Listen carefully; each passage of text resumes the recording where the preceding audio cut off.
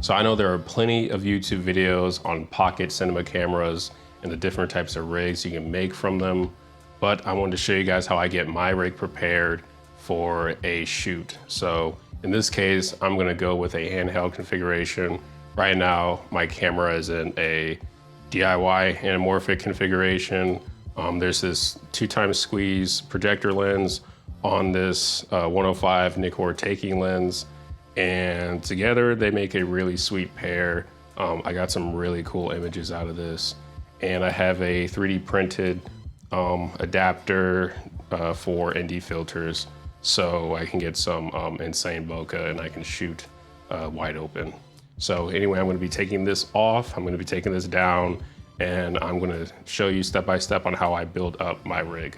Now the first thing I'm gonna do is I'm gonna remove these attachments for this lens and this little cup right here, this coupling. Now this projector lens is super heavy, so when I take it off, I'm gonna be very careful, but I'm gonna try to take it off all in one piece. Let's see if I can actually do it. Yeah, so there we go. There's the lens. Now next we have the camera with no lens. Here is the DIY speed booster still in there. I am now making copies of it. That's why I have the resin 3D printer, and I'm still trying to figure a few things out. I am so close. Next, we're gonna be taking off these rails. I broke my little, the twist knob, it broke. I wasn't even tightening it that crazy or anything. It just kind of snapped off. We won't need these anymore. Super long. And I will be installing these much shorter rails. These look like about 8 inches, so I'm gonna go ahead and say they're 8 inches. This one's just gonna slide right through until we put the battery pack on, or the V-mount pack. I'm just gonna be putting this on now so this rail isn't scooting everywhere. Now this battery plate right here, you cannot buy anywhere. I DIY'd this solution myself. I'm sure I'm not the first person that did it, but anyway, I had a cheese plate, a 50 millimeter rail block, and one of these cheap power distributors that you can get for V-mount batteries. And I like it because it also has like the on-off switch, so your battery won't bleed when you have it on the camera. You can just switch it off and it keeps the same amount of, keeps the same capacity in your battery. It doesn't like drain, because some V-mount solutions do have that issue. Now when I originally got this, it was on hinges at the bottom. I know you can't really see, but it had hinges at the bottom, and you can swing it up and down so you can get to the screen in the back. Now, originally that sounds like a great idea. The issue is the camera, or the batteries I had back here were so heavy. Sometimes it would just, like, no matter how tight I tighten the joint or whatever, it would just get so loose and it would just start to get floppy and like slap the back of the camera. So I ended up just taking off the nuts and taking off this like swing 15 millimeter rail block that it had on it. I just took it off and I just epoxied it to this cheese plate, and now I have this super solid distributor block for my V-mount power. When I need to change my settings, I just have to like slide it back a little bit. That I don't really care about that. That's fine for me. Now we're fine. So now we have the camera, we have where the power is going to be connected, and we can go ahead and set up the monitor. Okay, so I found the part I was looking for. It was the Coldshoe mount with the 1/4 screw. I'm going to attach it to the top of the camera plate, and I'm going to look out for which direction I put it in. The small dot, or sometimes they have a small little screw in the front that indicates which direction it slides in. So I'm going to make sure that is facing the opposite direction, because I need enough space to actually slide this in. I know that this can accept a NATO mount on the top of this. I have my NATO mount on my Z cam, so that's why I don't have it for this rig. So we're gonna go ahead, slide that on, and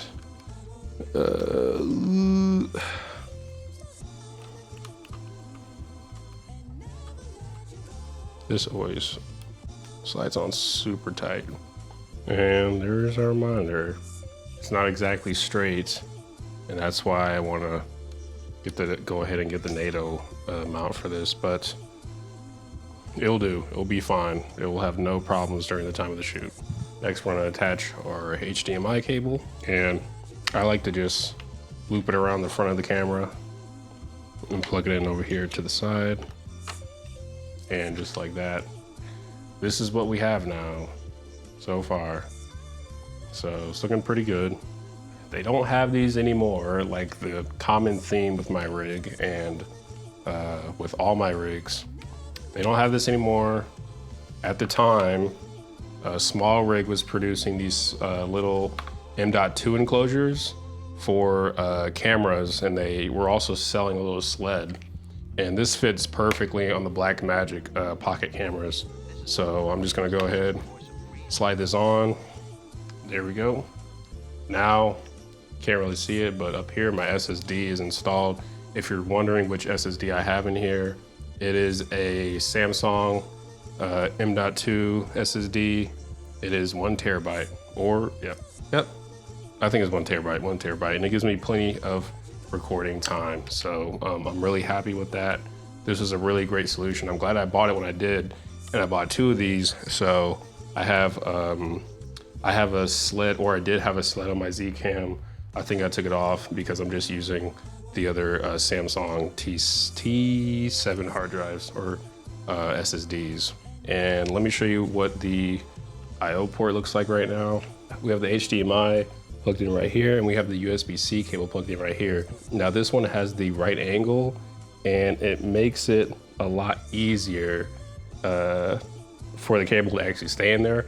I know a lot of people have had issues with the Blackmagics and the cable being too long and someone like smacking against it or whatever, but this one sits almost flush with the cage itself, and it's in there like really tight, not tight enough to where it's going to be an issue and it might break the port, but tight enough to where there's no way you're going to accidentally slap this out.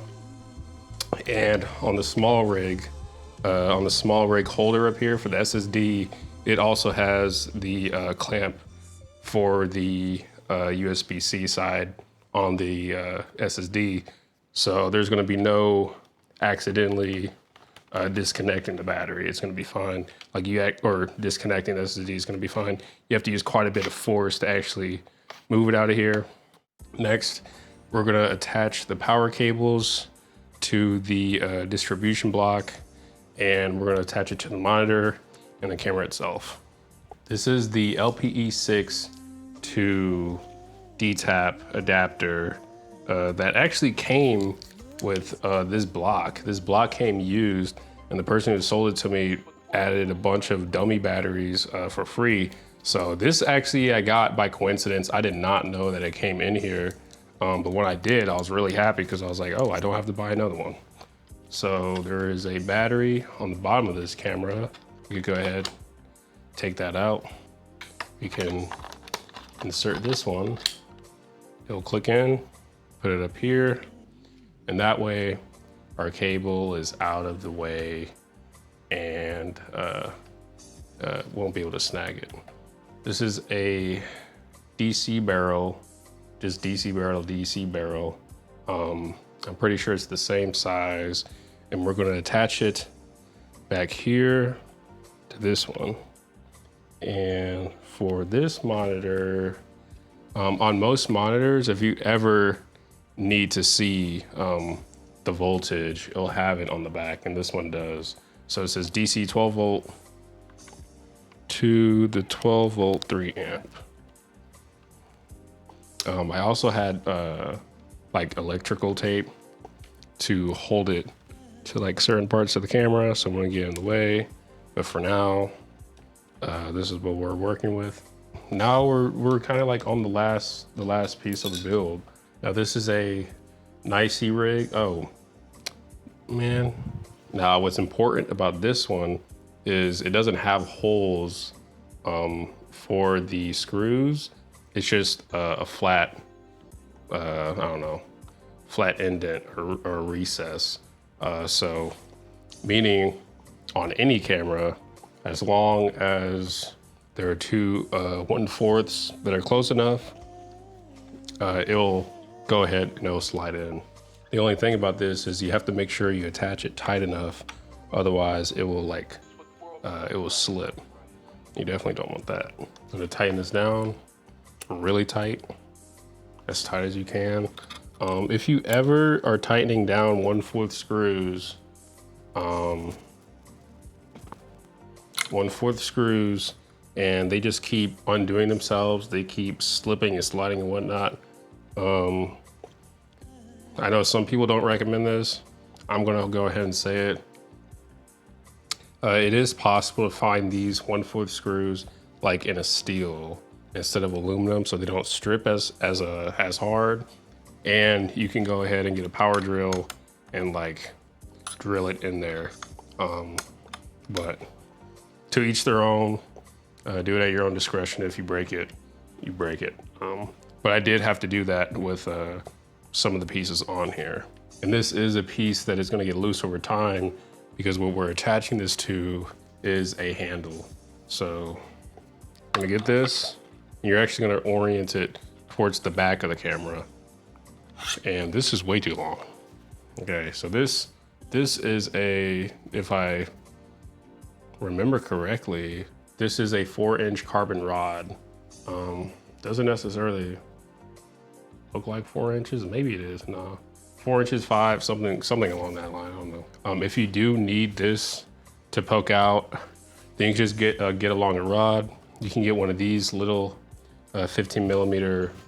I don't even know what this is called, but you can put it on there, and then you can put a microphone on there. I've done that a few times. If there's a piece that's going to be coming loose over time, is this right here.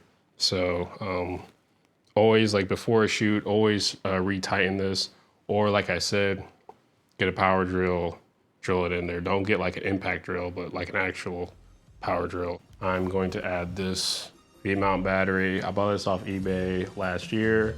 It works great. I actually like this battery. If I find more copies of this, I'm definitely gonna grab it. Pretty sweet. When you hold it, it has a good amount of, oh, I don't need to introduce this lens to you guys. You guys already know about this lens. The Tokina, infamous Tokina lens. Yeah, I still don't really like this lens. Okay, so I just went ahead and I took the plate off, and this is what the camera looks like without the plate. So it's a little bit lighter without the plate. It's gonna be easier to run around with. And yeah, it's a good little solution. Super easy handheld rig for the Blackmagic pocket system. And then if you need a matte box, which if you use this lens, you're definitely gonna need one. Go ahead, attach it on, and you have your little matte box. So yeah, this is what we're looking at now. Pretty cool little system. Switch it on.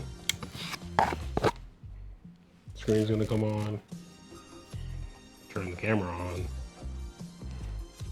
And that's what we got. Again, this was just supposed to be a quick little video showing you how I prepare my rig.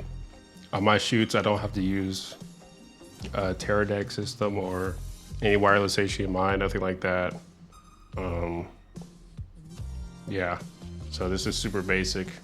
Run and gun shoot. Pretty lightweight. And yeah, if you want to save some weight, a little bit of weight, get carbon fiber rails. Thank you for watching this video. If you have a comment. If you like the video, you want to see more, subscribe. And let me know what you guys do for your rigs, because some people like top mounts. I was a top mount guy for a long time, but I just went the side handle, and since I went with the side handle, I haven't gone back. I just like the way it feels. I'm not gonna say it feels better than a top mount. I don't know, just feels good to me.